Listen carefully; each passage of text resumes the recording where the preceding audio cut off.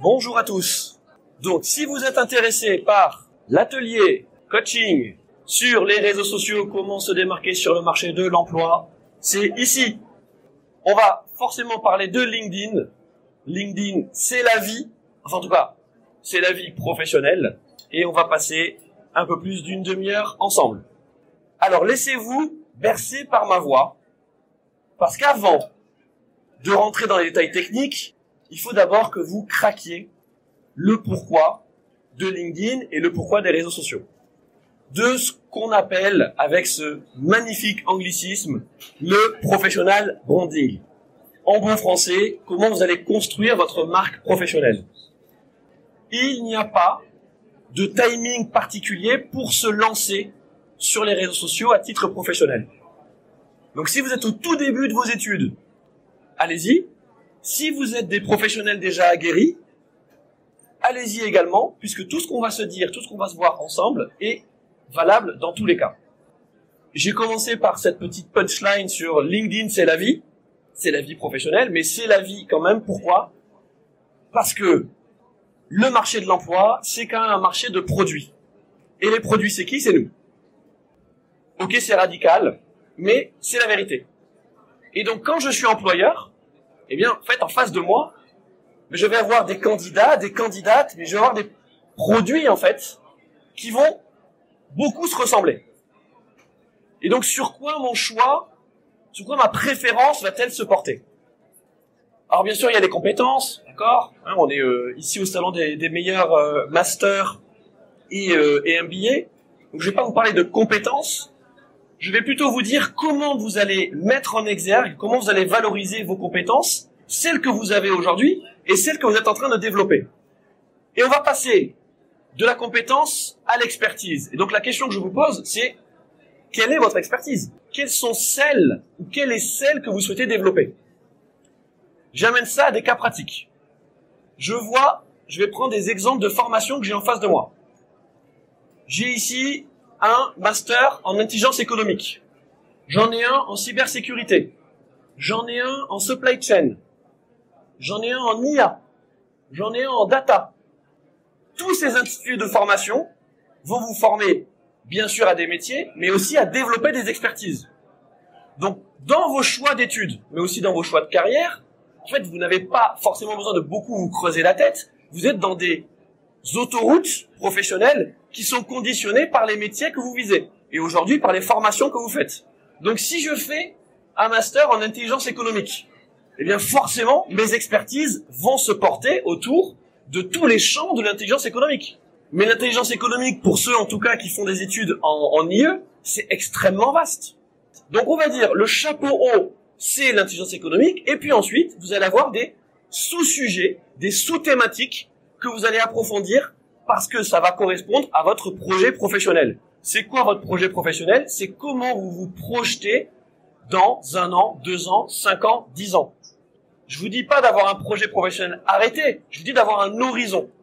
Cet horizon-là, c'est celui qui, on en revient aux réseaux sociaux, est le fil rouge, le fil conducteur de vos publications, de vos partages, de vos commentaires, de vos centres d'intérêt sur les réseaux sociaux. Pourquoi LinkedIn, c'est la vie? En tout cas, ça doit devenir votre vie professionnelle aujourd'hui. Parce que si je vais sur votre profil LinkedIn, je dois pouvoir comprendre qui vous êtes. Et qui vous êtes, à titre professionnel, c'est ce que vous faites, ce que vous dites. Comment on fait ça?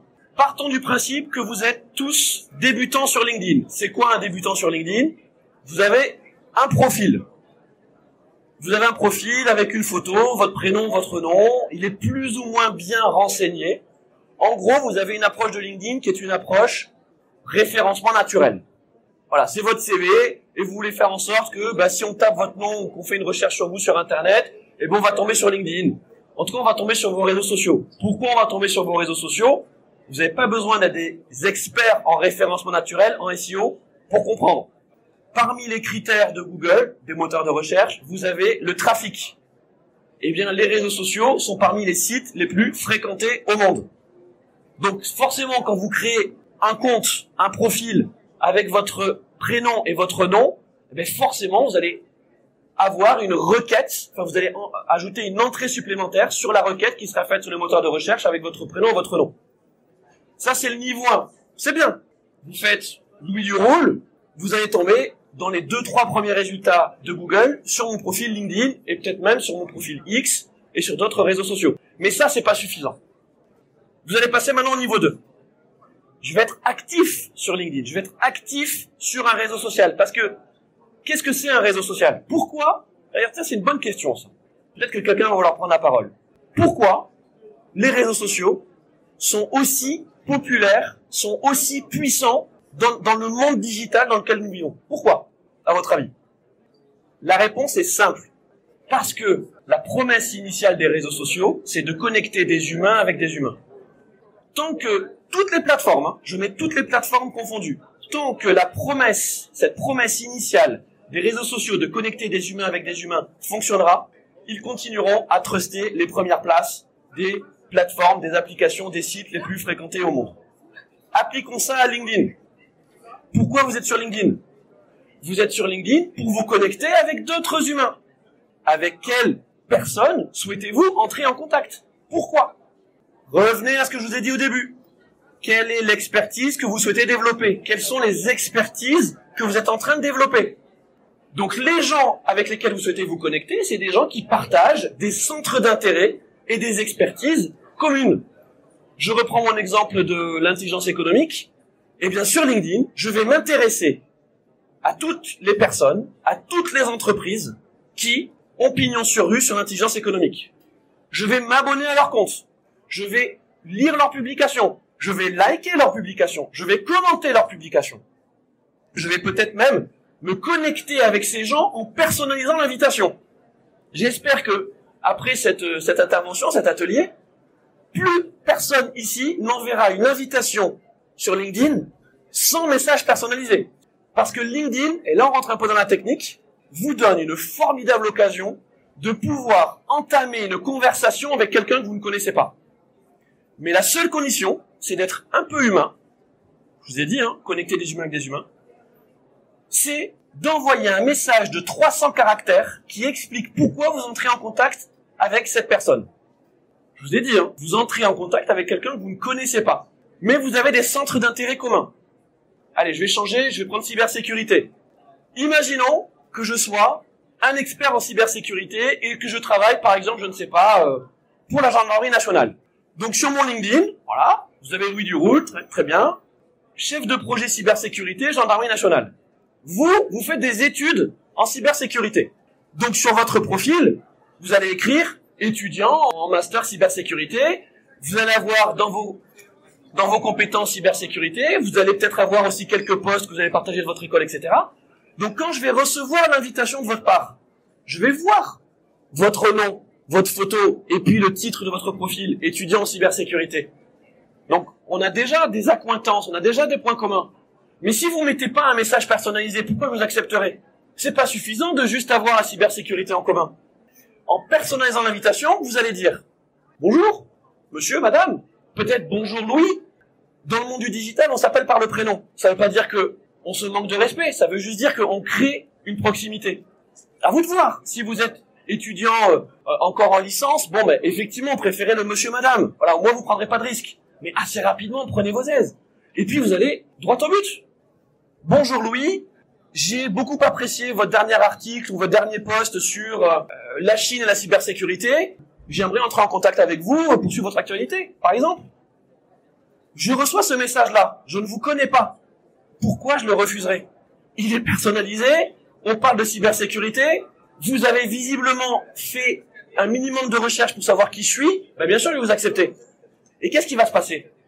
Une fois que j'aurai accepté votre invitation, votre message, il va se transformer en message privé. Donc le message d'invitation que vous m'envoyez, il va se transformer en message privé. Et moi, dans mon interface, je vais avoir, de la part de LinkedIn, une notification qui va me mettre votre message comme un message privé. Je suis un humain qui a été contacté par un humain. Donc qu'est-ce que je vais faire? Eh bien, je vais vous répondre. Merci Nathalie pour votre message. Et puis peut-être que si je suis dans un bon jour et que j'ai particulièrement bien aimé votre prise de contact, je vais vous dire, tiens, je vois que vous faites des études en cybersécurité, comment ça se passe, ou voilà. Ou peut-être que comme vous mettez dans le message, j'aimerais bien échanger avec vous, ben oui, bien sûr, échangeons. Qu'est-ce que vous souhaitez me poser comme question? C'est pas la science-fiction ce que je suis en train de vous raconter, hein. C'est la vraie vie. Hein. Vous ne m'avez rien demandé jusqu'à présent, ni stage, ni alternance, rien du tout. Vous m'avez rien demandé. Mais vous avez créé une relation humaine avec moi. Et que potentiellement, effectivement, je vais pouvoir vous aider parce que aujourd'hui vous êtes étudiant en cybersécurité. Aujourd'hui, effectivement, je suis plus installé sur le marché de l'emploi que vous. Donc je peux vous apporter quelque chose. Mais peut-être que vous aussi, vous pouvez m'apporter quelque chose. Déterminez quoi? Vous avez un stage à réaliser? Ok, très bien. Vous pouvez m'en parler? Mais pas en mode « Bonjour, est-ce que si vous auriez, s'il vous plaît, un stage à m'accorder parce que... » Non, offrez-moi vos services. Je dois, dans le cadre de ma formation, je dois effectuer un stage de 6 mois à partir du mois de mai, je sais pas quoi, etc. Voilà. Je souhaite me spécialiser dans la cyberdéfense. Est-ce que vous seriez intéressé par mes services? Là, ça change. Ça change parce que là, je suis pas en train de me dire, est-ce que j'ai un stage à proposer? Je suis en train de me dire, ok, celui-là ou celle-là, il y a quelque chose à faire, c'est pas mal. Et donc peut-être qu'il n'y a pas de stage qui existe, mais peut-être que je vais faire en sorte d'en créer un. Je vais faire en sorte d'en créer un. Pourquoi? Parce que vous m'avez donné envie de le faire. Parce que vous avez été intelligent. C'est ça la vraie intelligence. L'intelligence de situation. Les 5 minutes que vous avez passées à regarder mon profil, à regarder les publications que je postais, à trouver un rebond pour m'envoyer un message, ces 5 minutes-là, elles vont vous permettre derrière de pouvoir, peut-être, amorcer une aventure professionnelle. C'est ça, en fait, la clé des réseaux sociaux et de LinkedIn. Alors, il n'y a pas que LinkedIn, évidemment, mais en France, en gros, LinkedIn, c'est le réseau social des cadres et des CSP+. Si vous êtes ici en train de vous intéresser à des masters, à des MBA, à des masters spécialisés, c'est parce que, alors pardon, c'est pas moi qui le dis, c'est l'INSEE, voilà, c'est que statistiquement, vous souhaitez effectivement appartenir à cette classe des cadres et des CSP+.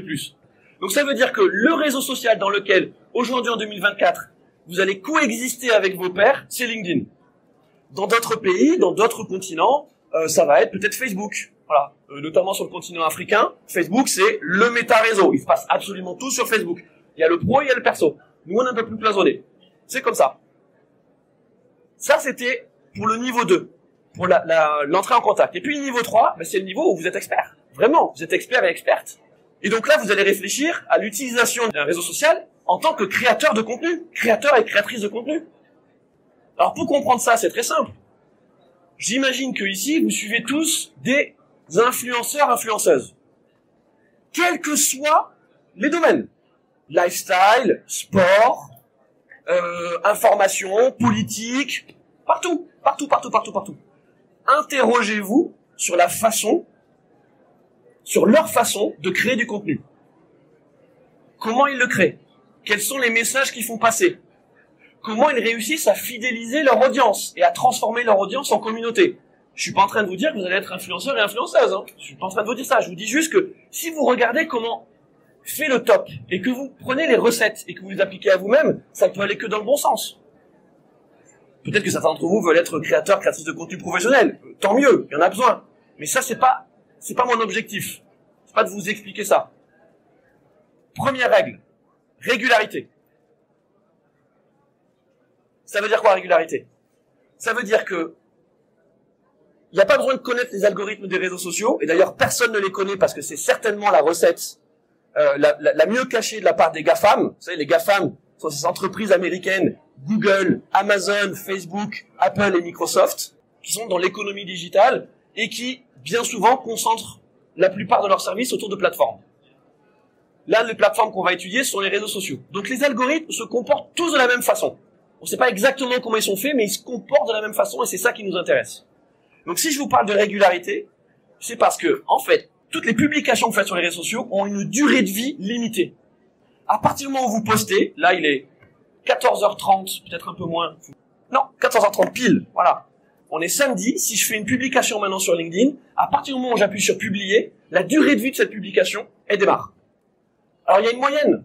En gros, on considère que entre 4 et 8 heures, je vais trouver mon taux d'exposition maximal. C'est quoi le taux d'exposition maximal? C'est le nombre de fois où ma publication, elle va s'afficher sur les écrans d'autres utilisateurs. Puisqu'on a tous la même utilisation des réseaux sociaux. On va sur le fil d'actualité, on va sur l'accueil. et on sait pas ce qu'on va trouver. Et même on actualise et on sait pas, et on va voir tous les posts qui tombent. Comment je fais, moi, pour apparaître dans votre fil d'actualité? Je ramène à l'expertise. Comment je fais, moi, pour, en tant que étudiant en cybersécurité, pour apparaître dans les fils d'actualité des experts et des professionnels de la cybersécurité? Parce que c'est comme ça que je vais éveiller leur attention. Comment je fais? Je suis régulier. Si je suis régulier, ça veut dire que je vais m'astreindre à un rythme de publication. C'est comme le sport. On n'a pas tous vocation à courir le marathon de Paris. Mais peut-être que certains d'entre vous peuvent se dire, ok, super, je vais courir le marathon de Paris. C'est cet été. Ok, parfait. J'ai jamais couru. Je vais pas attaquer tout de suite 40 km. Si j'attaque tout de suite 40 km, déjà, je vais être crevé, je vais me dégoûter. Donc je vais commencer peut-être par faire 1 km. Je vais courir autour de chez moi, pâté de maison. Et puis peut-être que ensuite le lendemain, je vais faire 2. Et je vais faire ça pendant une semaine. Mais je vais être régulier. Et je vais progresser. Les réseaux sociaux, c'est exactement la même chose. Je suis pas en train de vous dire que dès demain, là, dès dimanche, vous allez exploser les réseaux sociaux, vous allez exploser votre LinkedIn. Non. Je suis en train de vous dire que si vous commencez petit à petit et que vous mettez de la régularité et de l'organisation, #rigueur, eh bien peut-être que si vous êtes étudiant aujourd'hui en master, dans 6 mois, dans 1 an, c'est ce qui fera la différence quand vous serez à la recherche d'un stage, d'une alternance et d'un premier emploi. Régularité, rigueur, donc je m'organise, et je m'organise comment? Eh bien, je vais, en fonction de mes temps forts et mes temps faibles, faire mon temps libre, préparer des posts à l'avance, préparer des publications à l'avance. C'est ça l'organisation. Si vous vous dites, il faut que je publie 3 posts par semaine, et que vous ne savez pas ce que vous allez publier la semaine prochaine, mais vous êtes mort. Parce que vous allez faire que ça. Vous n'aurez plus de temps de cerveau disponible pour le reste. Les réseaux sociaux, ça ne doit pas devenir le cœur de votre activité.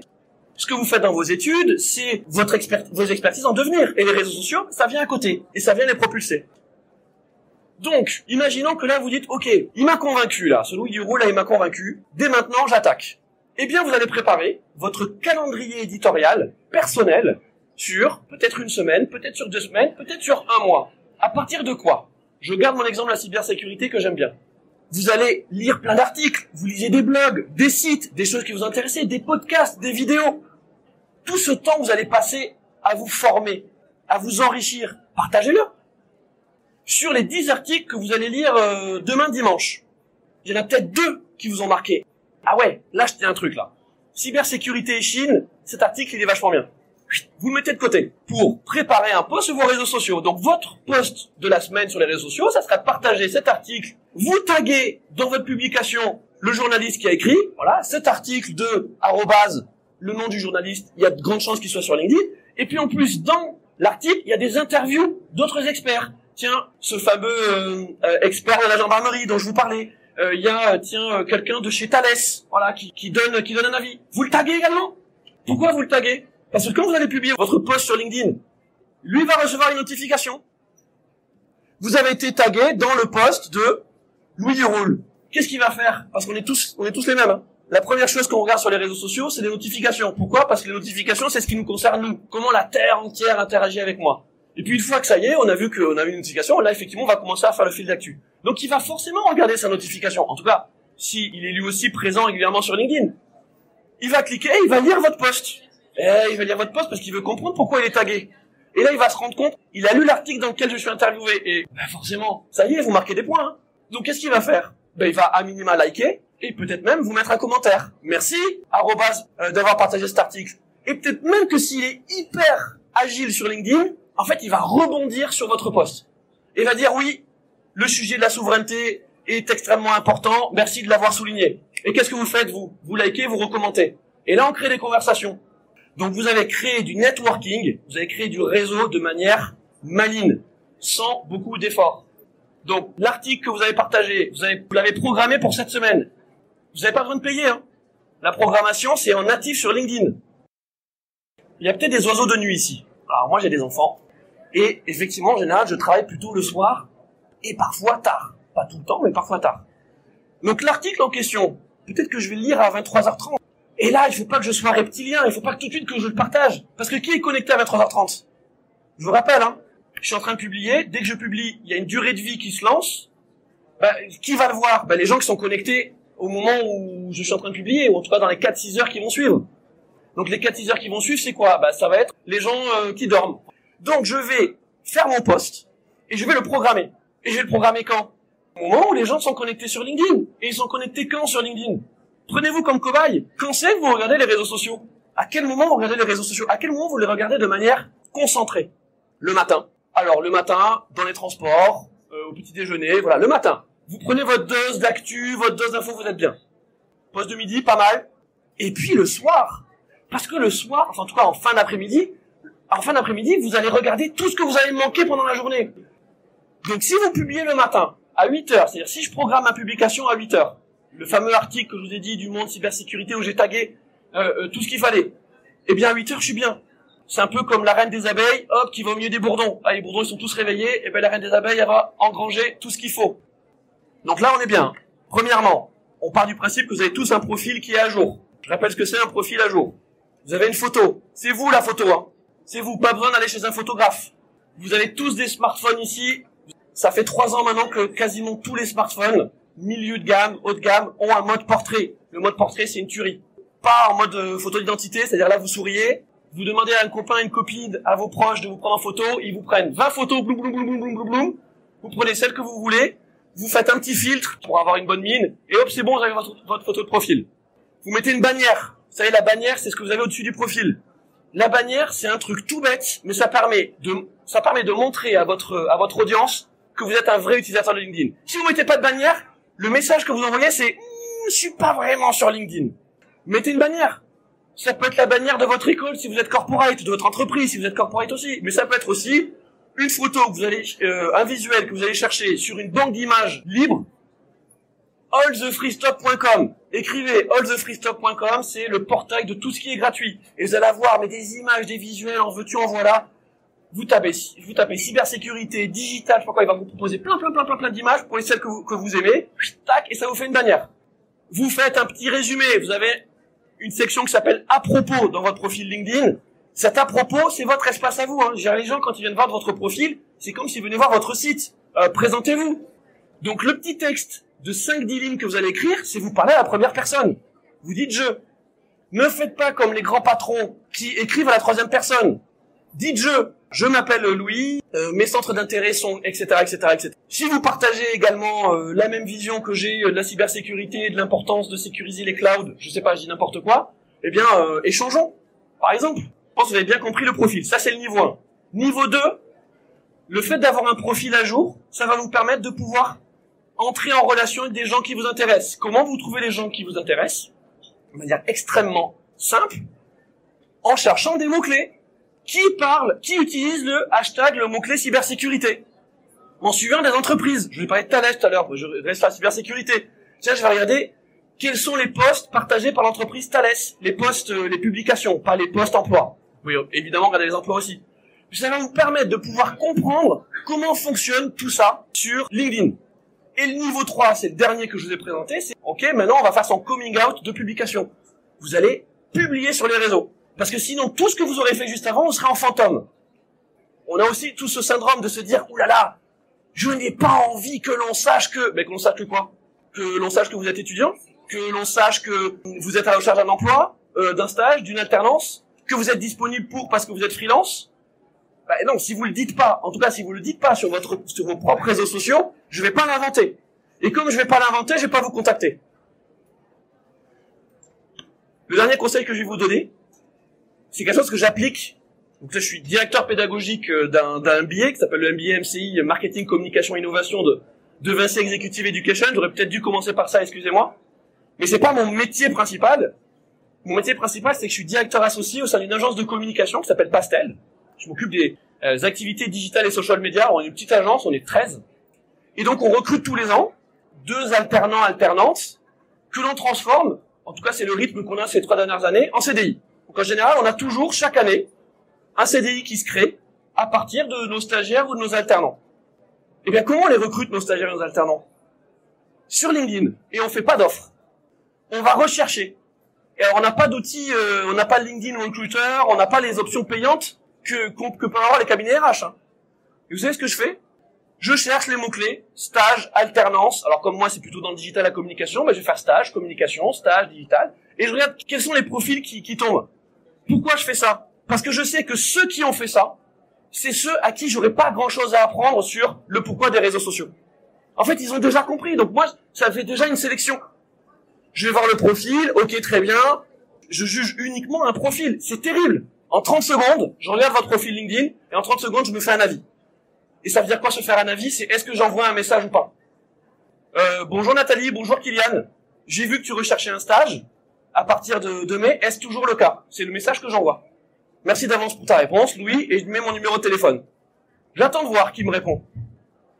La dernière personne qu'on a pris en alternance, ça s'est passé exactement de cette façon. Elle m'a répondu dans l'heure. Dans l'heure, elle m'a envoyé. Oui, effectivement, je recherche une alternance. Et elle a été hyper forte. Elle m'a dit, j'ai plusieurs propositions à ce stade, mais je n'ai pas encore trouvé la proposition qui me ferait rêver. Trop forte. C'est peut-être pas vrai, mais en fait, elle s'en fiche parce qu'elle a inversé le rapport de force. Je suis dans la position de l'employeur et elle a rééquilibré le rapport de force en disant, ok, très bien, pourquoi pas, j'écoute ce que vous avez à me dire, mais sachez que j'ai des propositions à côté. C'est vrai, c'est pas vrai, on s'en fiche. Elle a créé un désir professionnel de mon côté. Elle a tellement bien créé que aujourd'hui, elle est en alternance chez nous. Je ne peux que souhaiter que vous viviez des expériences professionnelles comme ça, stage, alternance, mais ça peut être aussi pour des jobs, évidemment. Ce que vous allez appliquer là aujourd'hui dans le cadre de votre début de carrière, même si vous êtes à l'université en formation, en fait, ça va s'appliquer également après. Si vous êtes freelance, comment vous allez chercher des missions? Pareil, en suscitant l'envie, en suscitant le désir sur vos compétences. En tout cas, ce que vous allez faire, c'est qu'en étant actif sur LinkedIn, vous allez éveiller l'attention de potentielles autres entreprises et employeurs qui seraient intéressés par vos compétences. Vous allez faire en fait de la séduction long terme, parce que vous visez le long terme. C'est pas tout de suite maintenant. Tout ce que vous allez investir là, à partir d'aujourd'hui, dans 3 mois, dans 6 mois, dans 1 an, dans 2 ans, dans 5 ans, dans 10 ans, ça paiera, forcément. Et ça, c'est la seule promesse que je peux vous faire. C'est que si vous êtes assidu, régulier, sérieux, rigoureux, dans votre utilisation de LinkedIn et dans votre activité sur LinkedIn, derrière, ça paiera forcément à un moment. Et c'est tout le bien que je peux vous souhaiter. Merci de m'avoir écouté.